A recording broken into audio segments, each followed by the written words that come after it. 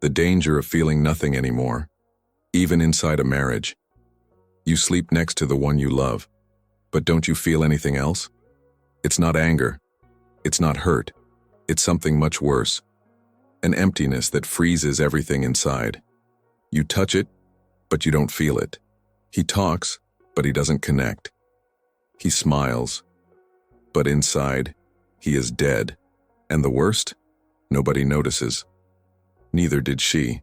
Maybe you haven't even admitted it yet, but your body already knows. That tightness in your chest when she hugs you, the gaze that averts by itself, the desire to go to bed early just so I don't have to pretend to be interested. These are signs that your unconscious screams while your mind insists, it's okay. In this video, I'm going to show you the invisible signs of this emotional death, the real causes hidden in the routine that kill desire without you realizing it, and mainly, the way back. Because understanding what happens inside you now can save not only your marriage but your very soul before it's too late. 1. Comfort or emotional dependence. There is an invisible line between being comfortable with someone and being stuck with that person. At first, you don't even notice when you cross that line. Everything looks natural, safe, even beautiful. But little by little, that coziness turns into handcuffs. When we find someone who makes us feel protected, we completely relax. We lowered all defenses, and therein lies the danger, because this total surrender can become dependence without you noticing. You start to need her presence to feel whole, to validate your choices, to calm your anxieties. It becomes your emotional crutch, and you don't even realize you've stopped walking on your own. Each decision goes through the filter. What will she think? Every feeling needs her approval to be valid. And you know what happens when you depend emotionally on someone? You stop desiring that person, because desire needs distance, mystery, tension. But addiction eliminates all that. She becomes her mother, her therapist, her anchor. And you don't want whoever holds you, you just grab it for fear of sinking. True comfort allows you to be vulnerable without losing your essence. You can relax, but it's still you. Dependence, on the other hand, dissolves you. You give up pieces of yourself to keep the peace. He swallows words. It hides desires. It sacrifices dreams. All so as not to rock the boat, so as not to lose that sense of security that, deep down, has already become a prison. You get so glued to the other person that you forget who you are without them. Your hobbies disappear. Their friendships weaken. Your plans always take second place. And when you look in the mirror, you see only a faded reflection of who you used to be. The worst thing is that many people confuse this with mature love. That's how it is even after years together, you hear. But it is not. Mature love strengthens you, not weakens you. It expands you. It doesn't shrink you. It makes you more alive, not more dead inside. When you're stuck in addiction, something inside you knows. Hence the emptiness. Hence the lack of desire. Your unconscious is screaming, you're losing yourself. But his rational mind insists, that's stability, that's commitment, that's being an adult. The truth, you traded your soul for comfort. And now he pays the empty price, in boredom, in loneliness as a couple. Because you can be glued to someone and still feel completely alone. 2. The ignored shadow that kills desire. You know that part of you that you hide from everyone? Those thoughts you never admit out loud. The desires that embarrass you? Jung discovered that all of this forms your shadow, and it doesn't disappear just because you pretend it doesn't exist. On the contrary, the more you push it under the rug, the stronger it gets. And when you're in a relationship, this ignored shadow starts killing everything from the inside out, especially desire. It works like this. In the beginning, you show your best side. He is kind, patient, understanding. Swallow anger when it irritates you, disguise frustration when it disappoints you, hide envy when it shines brighter than you. You become the edited version, acceptable, sure of yourself. But his shadow does not die. It stays there, accumulating everything you don't let out. Every word swallowed, each will repressed. Every piece of you sacrificed in the name of harmony. And do you know what happens to all this?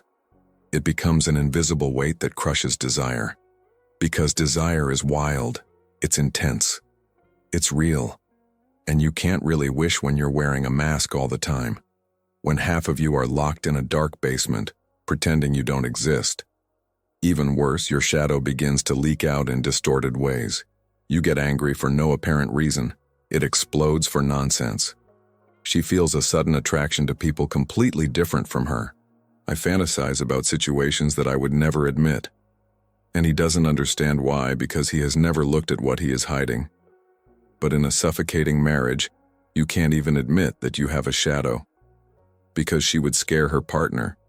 It would break the image of the nice, stable, reliable guy. So you keep pushing everything down, and the price is high. You die inside. Every part of yourself that you reject is a piece of vitality that disappears. You become more behaved, more predictable, more secure, and completely dead. Because real life includes chaos, includes shadow, includes contradiction. When you stop feeling anything for her, it's often because you stopped feeling anything for yourself first. You're so disconnected from your own depths that you've become a social robot. It works, produces, fulfills obligations, but he does not live.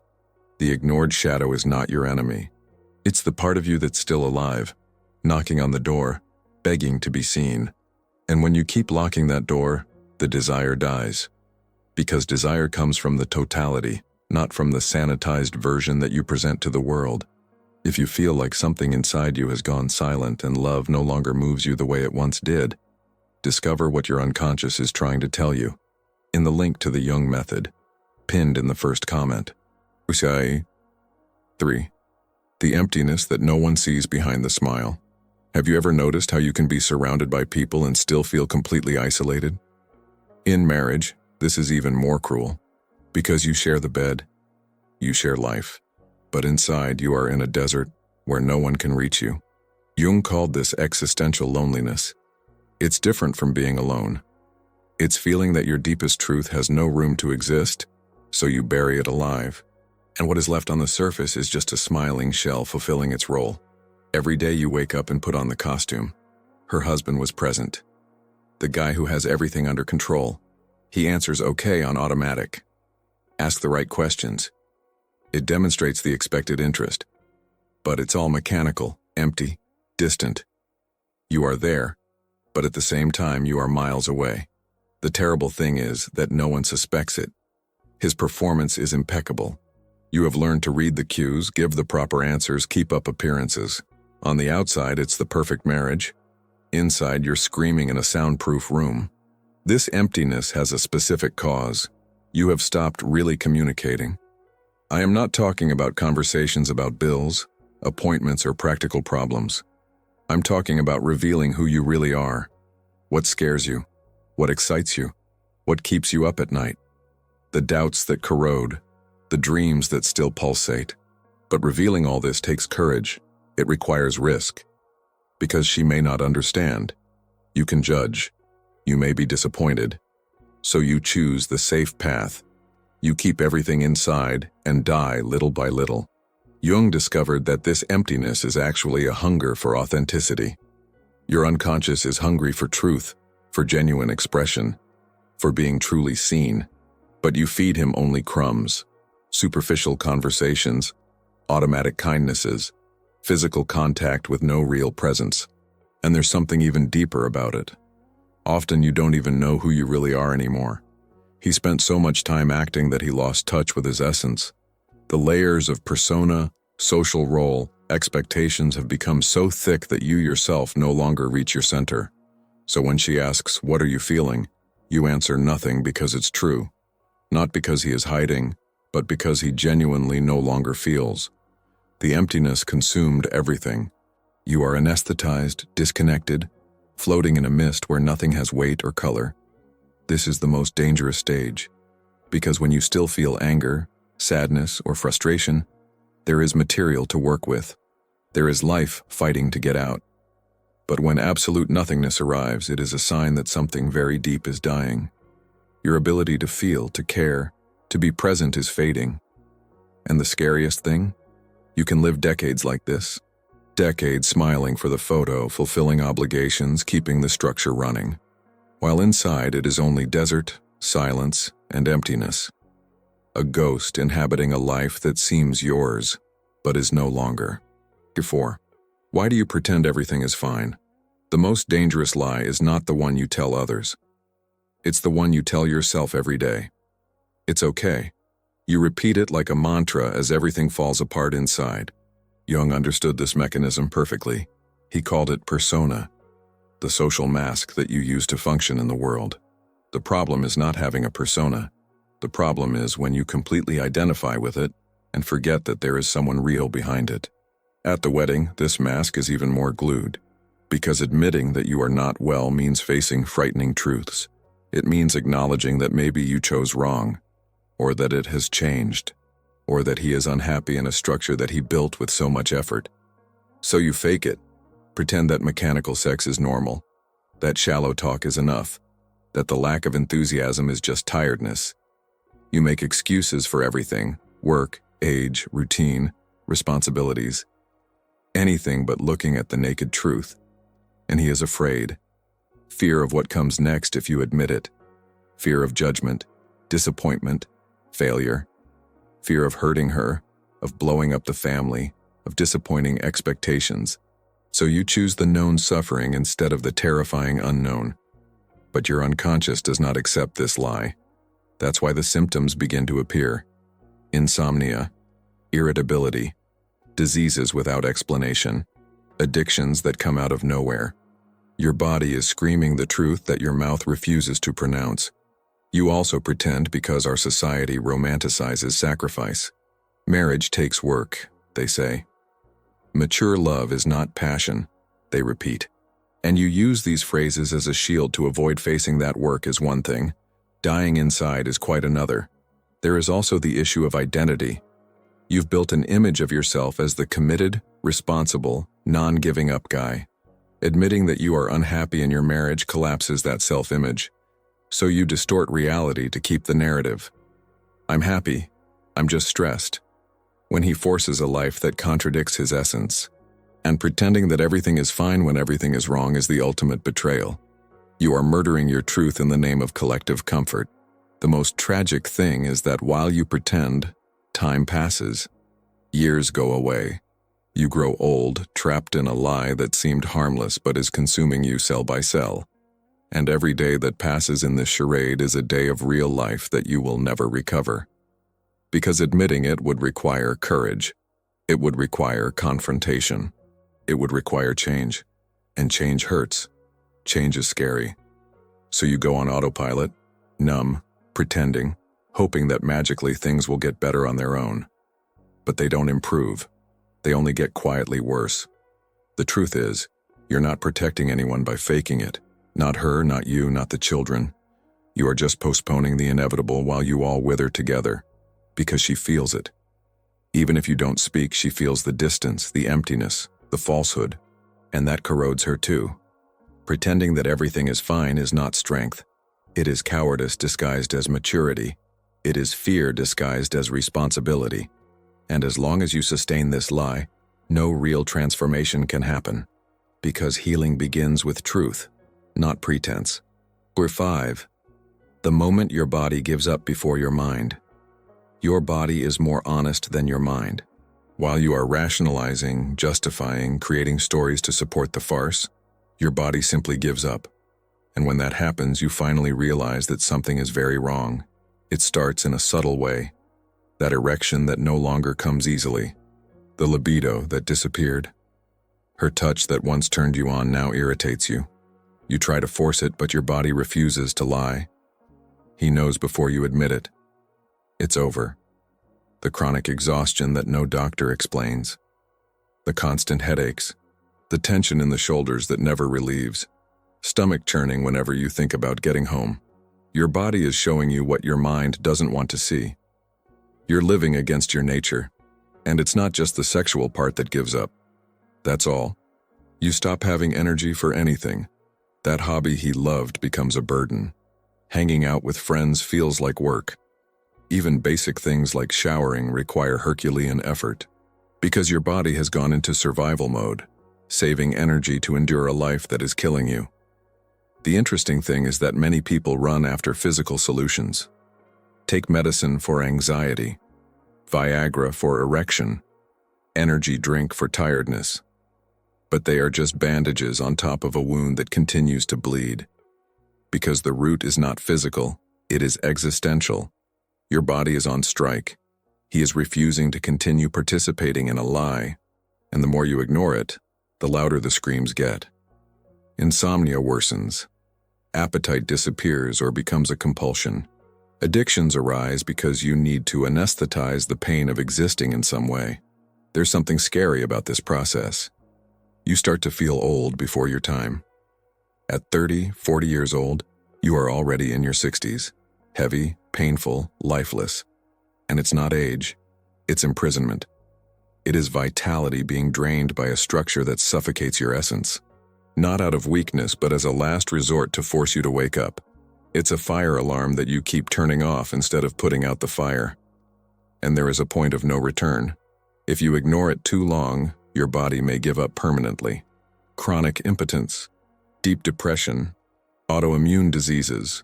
Your organism literally turns against you because you have turned against your own truth. The moment your body gives up is actually a cruel blessing, because it's the last chance for you to wake up before you die completely. It's your unconscious saying, either you change now, or we're going to sink together. Many men only realize gravity when the body freezes for good, when they can no longer function sexually, when the heart races for no reason, when anxiety paralyzes. Then finally they stop to look, but the price has already been paid in wasted years of life. The uncomfortable truth is that your body never lies. It is the faithful reflection of your internal state. And when he gives up, it's not his fault. It is his response to your refusal to live authentically. It's the last attempt to save you from yourself. 6. The silent death of the we within you. There is a specific moment when something dies inside you. It's not dramatic. There is no date set. It just happens. You realize that that we that existed has become two separate I's living at the same address. You start to notice in the details. He no longer feels like telling her his day. It doesn't matter if she arrived well. He does not ask how the important meeting went, not because it's bad character, but because it genuinely doesn't touch you anymore. She became a roommate that you treat with distant politeness. Future plans disappear. Before, you dreamed together, built projects, imagined trips, made plans. Now, you only think in the plural when it's an obligation. Bills, children's school, house repairs. Everything that is bureaucracy. Nothing that is a dream. And the worst, you start dreaming alone again. He fantasizes about a life where he is free. Imagine what it would be like to travel alone, live alone, decide alone. Not necessarily without anyone, but definitely without it. Because it is no longer part of your dreams, only of your responsibilities. You need to include the other in your psyche. Create an internal space where they exist in a living way. But when this space closes, when you push it out of its internal landscape, the we rots. You stop doing those little things that kept the connection alive. He no longer texts in the middle of the day. It brings no surprises. It does not suggest programs. It does not initiate deep conversations. Not because he forgot, but because he doesn't feel the impulse. That energy that moved you toward it just went out. And when you're together, the silence gets heavy. It is not that comfortable silence of those who are in tune. It is the silence of those who have nothing more to say, of those who are together by inertia, not by choice. Each one on their cell phone, in their head, in their private world. The we also dies when you stop including it in real decisions. Formally you consult, but you have already decided before. She has become just someone who needs to be informed, not someone you build together with. It's courtesy, not partnership. There's something devastating about it because you remember how it was before. Remember when you were accomplices, when you laughed at the same things, when you understood each other with a look. And now it's two polite strangers sharing space. Jung said that when the we dies but the structure continues, you create a phantom marriage. It exists only on paper, in photos, in appearances, but his soul has long since left, and you keep taking care of a corpse, pretending that you are still alive. The saddest thing is that they often both feel this, but no one speaks. Both know that the we is dead, but they continue in the macabre dance of pretending that there is still something there, because it's easier than admitting it and having to deal with the consequences. And in the meantime, you get used to this death. It normalizes the absence of connection. He accepts that it is just like that the love phase is over, that now it is just companionship. But deep down, you know, companionship without a soul is nothing. It's just shared loneliness. In 7. When you wake up next to her, it becomes torture in disguise. There is a specific cruelty in waking up every day next to someone and feeling tightness in the chest. It's not hate. It's something more complex and suffocating. It's the feeling of being trapped in a life that no longer fits you. You open your eyes in the morning and already feel the weight. Another day of the same routine. Another day of acting. Another day feigning interest, forcing smiles, complying with protocols. And she's there, breathing by your side, completely oblivious to the torture that is for you to just exist in that space. Each physical contact turns into discomfort.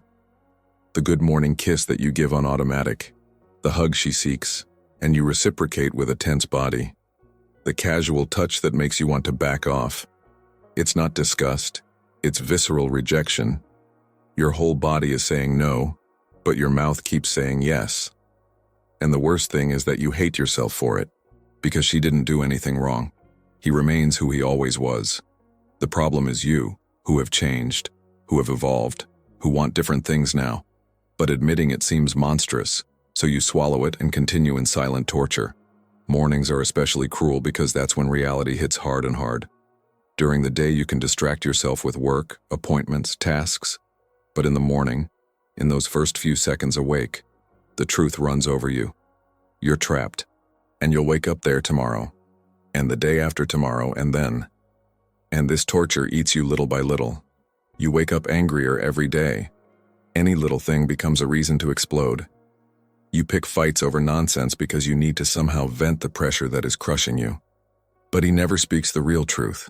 I can't stand being here anymore. There are days when you make up excuses to wake up earlier and leave the house before she wakes up, or stay late at work just so you don't have to go back. Anything to reduce the time of coexistence, to reduce the intensity of torture. You are literally running away from your own life. And at night, it's even worse. Lying in the same bed, knowing that you don't want to be there. Hope she's already asleep when you get to the room. Turn to the opposite side. Create a physical distance that reflects the emotional distance. Sleeping has become a refuge, the only way to escape from the unbearable reality. Many men spend decades in this torture. Decades of waking up with tightness in their chest, representing the whole day, going to bed with relief when they can finally switch off from sleep. And they call it responsibility, commitment, maturity. But it is not.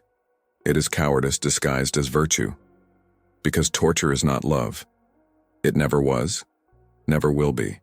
And when waking up next to someone becomes a daily ordeal, it's not a sign that you need to take it anymore. It's a sign that you've put up with too much. 8. The last warning before you lose who you were. There is a full stop. A moment when you either wake up for real or disappear completely. Jung called this the crisis of individuation. That moment when your soul forces you to choose. Either you rescue who you really are, or you die psychically forever. That last warning doesn't come with trumpets. It comes on any given Monday, when you look in the mirror and don't recognize the man staring at you. It comes in that deafening silence when you realize that you no longer feel anything, neither joy nor sadness nor anger. Just absolute emptiness.